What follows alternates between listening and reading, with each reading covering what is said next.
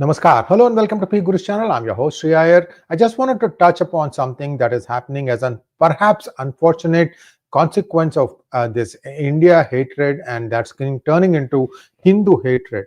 We've been seeing this for not now but a couple of years now. In fact, the last time Congressman Raja Krishnamurthy came visiting to Silicon Valley to raise funding, we had him visit a temple in Sunnyvale to show the kind of vandalism that had happened. And then, of course, he will make the right noises. He said, yes, I'll look into it. He gave a speech, which we carried on P Gurus. All this only tells you that there is a deeper problem.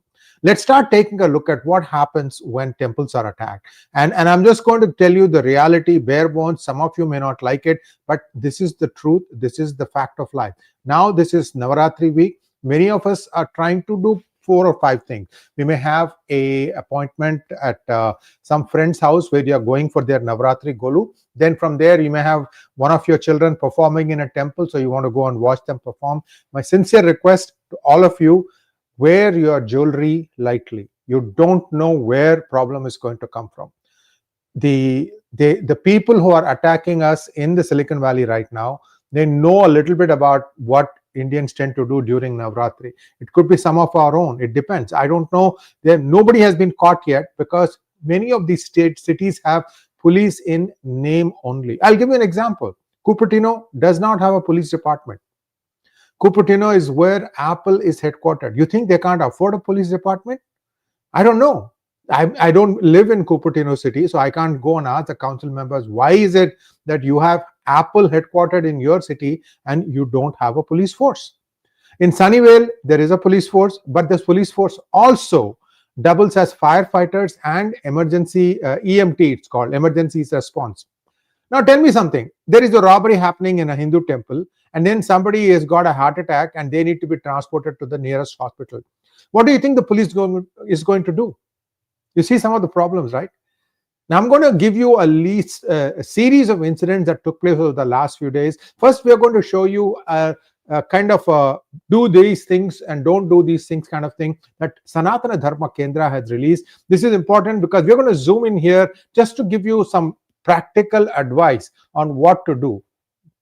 In Sanatana Dharma Kendra, I know the founders here. I have a lot of respect for them, but everybody is up against it.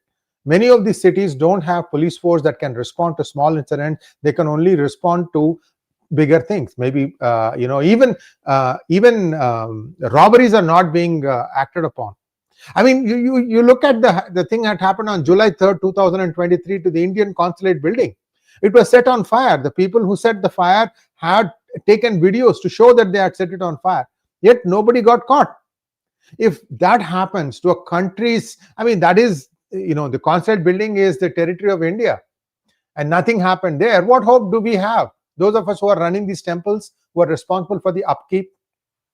So there is a method to their madness. I'm going to go through that stuff because all of us who are in temples, you should keep an eye on these things. So let's just go around a little bit. The target are often elderly devotees and women wearing gold ornaments. The individuals employ various deceptive methods to gain the confidence of devotees, including asking for directions, pretending to seek blessings, offering religious chains or tokens, attempting to engage in physical gestures such as handshakes or hugs. If it is a stranger, you may want to think twice before acting any of these things, especially, like I said, many of us these last few days and the next few days, we're going to be extremely busy hopping 4 different places in the evening, the 2 hours that you have, and doing a lot of multitasking. So please be careful, wear light jewelry. If all of us wear light jewelry, at least you can say, okay, this is a precautionary measure. That's why I'm doing it. You could also be waylaid when you are getting off the car or you're getting into the car. It's getting bad. And Fremont has a police department, but like I said, every police department, their resources are stretched. It's up to us to do some things that we can do as a day-to-day affair to be careful so that you don't get to regret it, because I can assure you, once the deed is done, even if you have copious video evidence, nobody is going to go to jail. We have to take care of it ourselves. And there are, of course, some defensive methods you can employ. Like, for example, don't go as one, go as groups. Have the men folk accompany you for some of these events, because there's a bit of a deterrence mechanism there. and have something like a pepper spray, or that's for women, and have something in the hand that men can use to effectively wield it like a stick, just to defend yourself. So let's get back to that thing, please, because they also tell you the what they are trying to do is they are trying to remove or cut ornaments and flee quickly, often riding in a vehicle or using a waiting vehicle. So if you are going into a temple and if you see a car idling right near the entrance, take a picture of that. Just be safe. Take a picture of that before you enter the temple. Okay.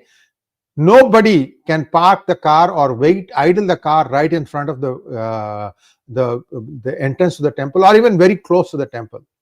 Take a picture of that, because you never know, you might be able to use it later as evidence and say that this may have been the getaway vehicle. So they are all doing some things. They are after hundi.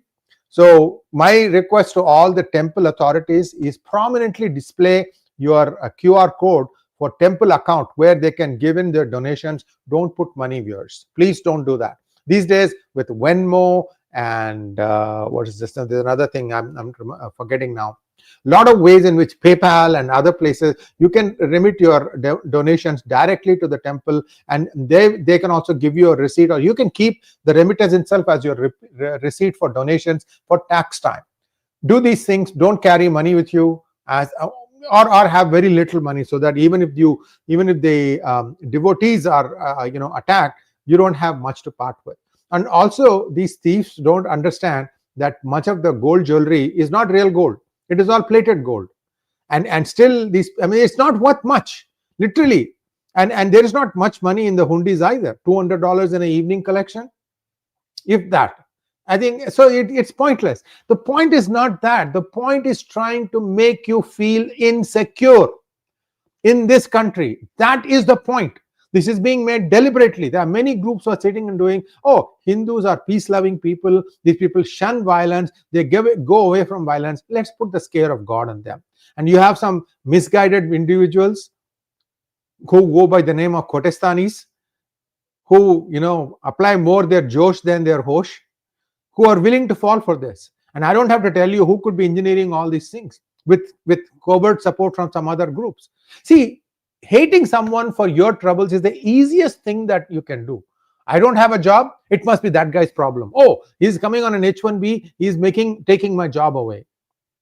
Yesterday with Kalavai Venkat, we did a complete breakdown analysis of where the H1B jobs are headed. Much of it is headed in Silicon Valley. Yet where is the resistance coming from? Deep South. Those guys have never seen an H1B guy in their life. Maybe one or two here and there. So somebody has manufactured this. Take a step back. We have brains. I'm sorry to stereotype. We have brains. Let's apply it. Find out how this is happening. Spread this message to people so they understand it. You have to be careful first so that you cut out all the ways in which this can be done. And if you catch one or two, give them the thrashing of their lives. Police is not going to do anything with them. Even if you call police, they come and you hand over the thing, that guy will be fingerprinted and then he'll be let go on the streets. This is California. This is the blue capital of the world, woke capital. The CRD is continuing its caste discrimination case without a case. They just don't want to give up. Arrogant assholes. This is what is California today.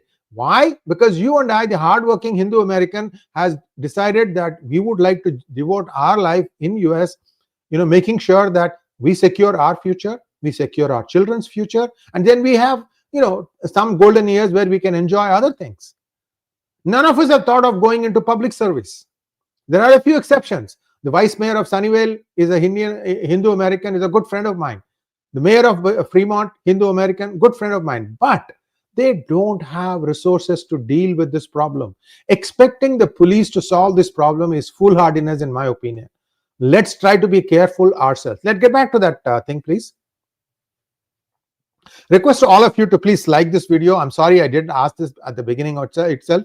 It's important that everybody goes through this. This is something that is going to happen to you today evening.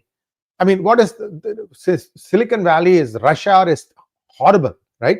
So what you do, you leave your work at 4:30 or 5 just to avoid the rush, beat the rush hour traffic. It will still take the 45-50 minutes to get home. Then you you dress up in a hurry, then you have to go this place, this place, this place, this place. You have the traveling salesman algorithm mapped out saying, I'll go here, I'll do this, I'll go there, I'll do this, and then I'll come back home by like 9:30, 10. Right? So in all these things, please plan it so that you don't give any opportunity. It leaves a bad feeling in your mouth if you have a expensive jewelry being ripped off of your neck, or a bangle being forced off of your hands. I'm telling to my sisters of India from here, who are born there, and we still happen to follow all these things. Not only do we dress ourselves, we also dress up our children. Nothing wrong. I'm telling you again, nothing wrong. Just do some basic things like avoid wearing expensive jewelry or valuables when visiting temples. Remain alert to unfamiliar persons initiating unsolicited interactions. Seek immediate assistance from temple management or volunteers if approached in any suspicious manner. So those of us who volunteer are also people who are also going to all these golus. So there is a challenge about time. How much time do we have? And I can tell you, some temples get really crowded. 300, 400 people is a norm, because there are so many people in the Silicon Valley. At last count, I would say about 250,000 or more. And we all decide that we want to go to a temple, especially on Vijayadashmi day and special days and during Navaratri. Oh my God, parking itself becomes a nightmare. So somebody is trying to take advantage of this situation. All I can tell all of us who are watching this is be careful. And I'm telling this to my own family members also. And make sure that at least you are safe, and that if little bit of caution is taken, make sure that if you happen to see something suspicious happening, just take the video. And temple management and trustees, I think you may have to seriously upgrade your CCTV equipment, and maybe you have to post some private security guards with uniform, so kind of give a little bit of deterrence. But unfortunately, I can tell you, I have 5 or 6 storylines here.